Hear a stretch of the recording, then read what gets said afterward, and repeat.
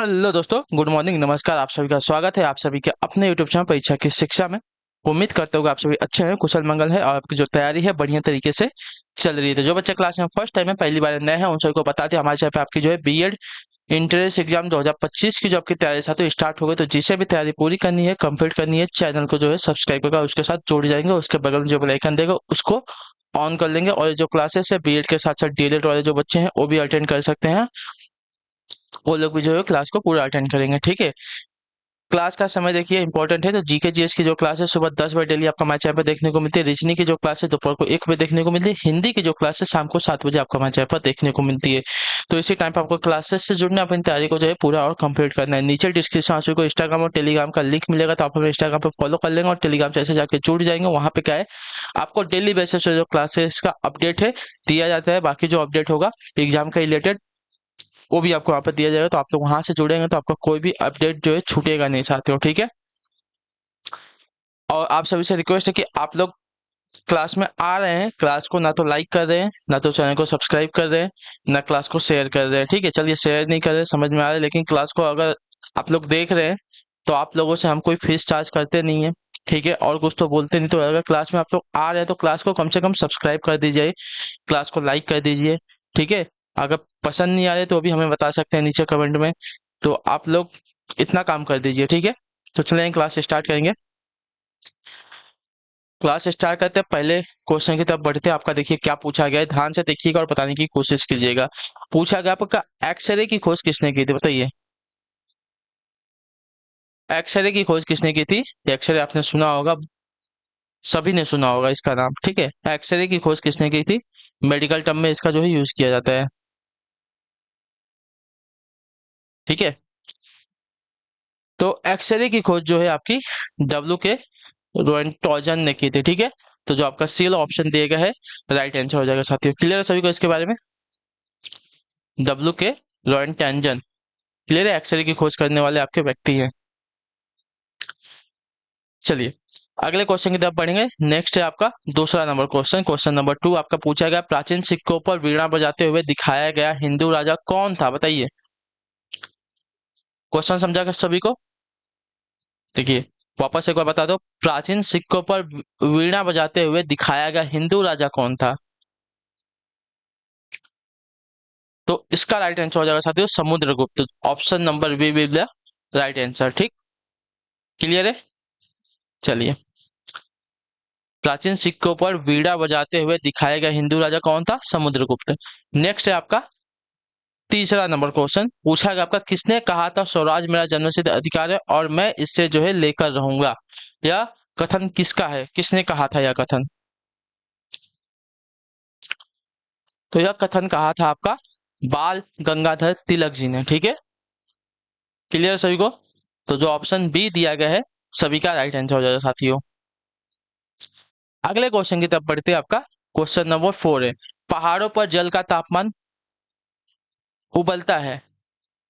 अच्छा, पहाड़ों पर जल जो है कम तापमान पर उबलता है, क्योंकि इसका रीजन क्या है? पहाड़ों पर जल जो है कम तापमान पर उबलता है, इसका रीजन क्या है? देखिए, अगर नॉर्मली हम पानी गर्म करते हैं तो 10 degree Celsius, sorry 100 degree Celsius पर पानी उबलना शुरू होता है, लेकिन पहाड़ों पर जो है यह 100 डिग्री के अंदर ही उबलना शुरू हो जाता है। इसका रीजन क्या है? तो इसका रीजन है साथियों, पहाड़ों पर जो है वायुदाब कम होता है, इसके वजह से। तो जो आपका सी वाला ऑप्शन देगा साथियों आपका राइट आंसर हो जाएगा, ठीक। क्लियर सभी को इसके बारे में? पहाड़ों पर जल जो है कम तापमान पर उबलता है, क्योंकि पहाड़ों पर जो है वायुदाब क्या होता है? कम होता है।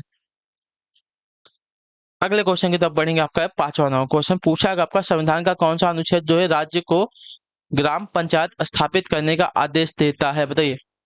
संविधान का कौन सा अनुच्छेद जो है राज्य को ग्राम पंचायत स्थापित करने का आदेश देता है? इसका राइट आंसर क्या हो जाएगा? तो इसका राइट आंसर आपका हो जाएगा साथियों अनुच्छेद 40। सही उत्तर है साथियों, जो आपका डी वाला ऑप्शन में दिया गया है। तो संविधान का अनुच्छेद 40 जो है राज्य को ग्राम सभा स्थापित करने का आदेश देता है, ठीक है। अगले क्वेश्चन की तरफ बढ़ेंगे। आपका है क्वेश्चन नंबर 6, पूछा गया आपका, भारत में अंग्रेजी शिक्षा का मेग्ना कार्टा किसे कहा जाता है, बताइए। इसका राइट आंसर क्या हो जाएगा? अंग्रेजी, भारत में अंग्रेजी शिक्षा का मेग्ना कार्टा किसे कहा जाता है? तो इसका सही उत्तर हो जाएगा साथियों वुड डिस्पैच 1854 को, ठीक है, 1854 को कहा जाता है। तो जो आपका दिया गया ये वाला ऑप्शन आपका राइट आंसर हो जाएगा। ठीक, क्लियर सभी को। इसके बाद भारत में अंग्रेजी शिक्षा का मैग्ना कार्टा कहा जाता है वुड डिस्पैच 1854 को। क्लियर है सभी को, कोई डाउट? देखिए, अगर होना तो नहीं चाहिए कोई डाउट, अगर रहेगा तो आप नीचे कमेंट करके पूछ सकते हैं, ठीक है।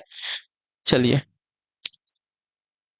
और क्लास अच्छी लगे तो क्लास को लाइक कर दीजिएगा। चैनल पर पहली बार है, अपनी तैयारी को अगर आप कंप्लीट करना चाहते हैं तो देखिए, हम आपसे कोई फीस चार्ज नहीं करते हैं इसके लिए। तो आप जो है चैनल को सब्सक्राइब कर सकते हैं, ठीक है, अपनी तैयारी पूरी करने के लिए। और आपका कोई भाई बहन या साथी होगा, उसके साथ जो है क्लासेस को शेयर कर सकते हैं जो अपनी तैयारी पूरी करना चाहते हैं। विभाजन के कारण भारत का कौन सा उद्योग जो है बुरी तरह प्रभावित हुआ?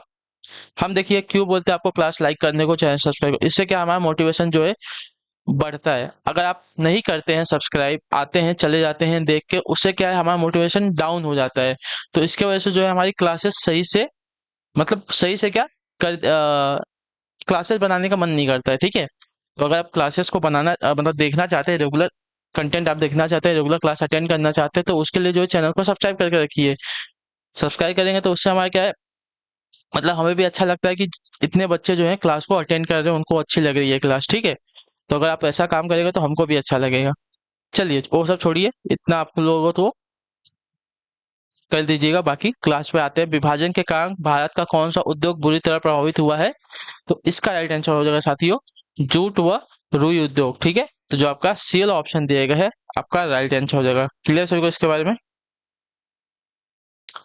विभाजन के कारण, ठीक है, भारत का जो है जूट तथा रुई उद्योग जो है बुरी तरह प्रभावित हुआ था। अगले क्वेश्चन की तरफ बढ़ेंगे। आपका है 8वां नंबर प्रश्न, पूछा गया आपका महर्षि गौतम का संबंध किस दर्शन से है, बताइए। महर्षि गौतम का जो संबंध है किस दर्शन से है? तो इसका राइट आंसर आपका हो जाएगा न्याय दर्शन से। Option number C will be the right answer. Clear है, महर्षि गौतम का संबंध आपका न्याय दर्शन से। अगले क्वेश्चन की तरफ पढ़ लेते हैं। क्वेश्चन नंबर 9 है, तोराह किस धार्मिक संप्रदाय की पवित्र पुस्तक है, बताइए। तोराह जो है किस धार्मिक संप्रदाय की पवित्र पुस्तक है? तो तोराह की बात की तो तोराह जो है यहूदियों की, ठीक है। जो आपका सील ऑप्शन दिएगा आपका सही हो जाएगा उत्तर, ठीक है।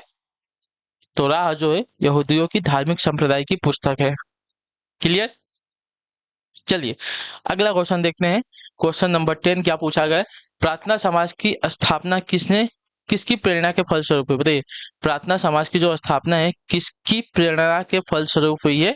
तो इसका सही उत्तर आपका हो जाएगा केशव चंद्र सेन के। जो आपका ये लो ऑप्शन दिएगा आपका राइट आंसर। प्रार्थना समाज की स्थापना जो है केशव चंद्र सेन की प्रेरणा के फलस्वरूप हुई है।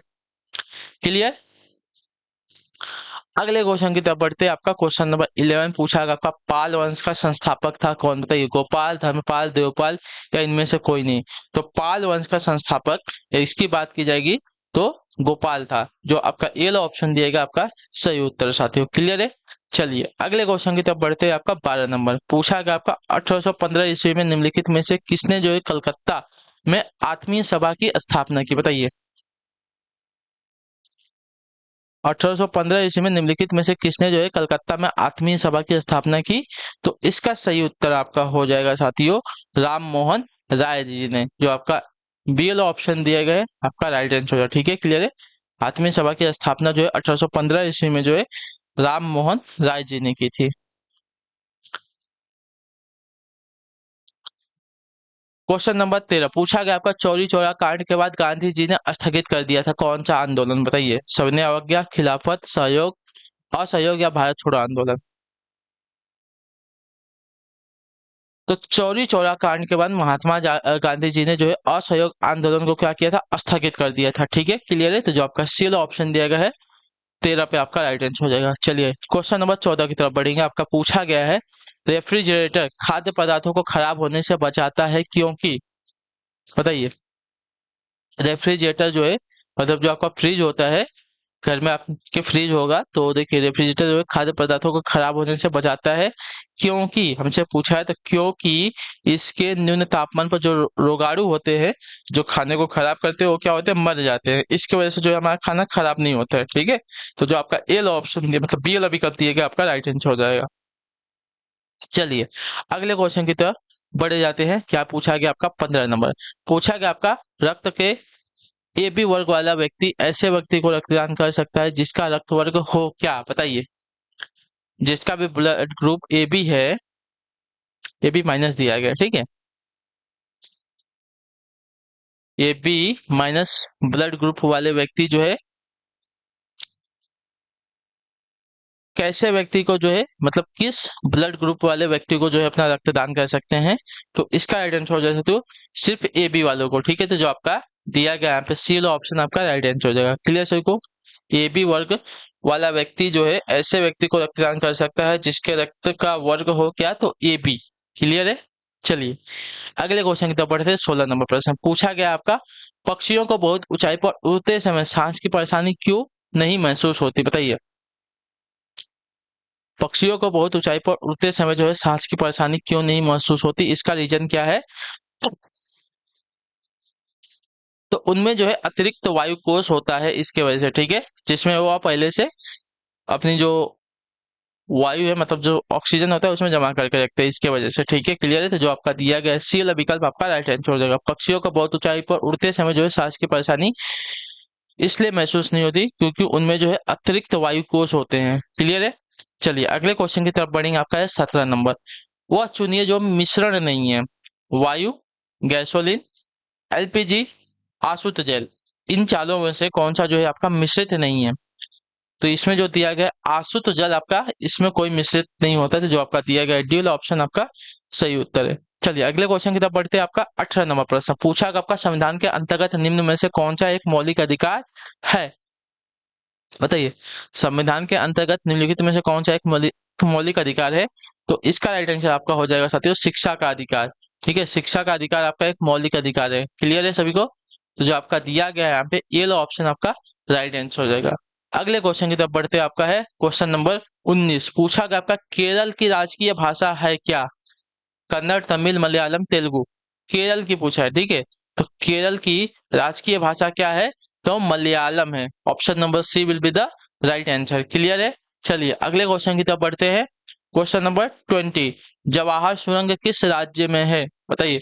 जवाहर सुरंग जो है किस राज्य में है, तो जवाहर सुरंग की बात की जाएगी तो जम्मू एंड कश्मीर राज्य में है, ठीक है। तो जो आपका बी वाला ऑप्शन देगा साथियों आपका राइट आंसर है।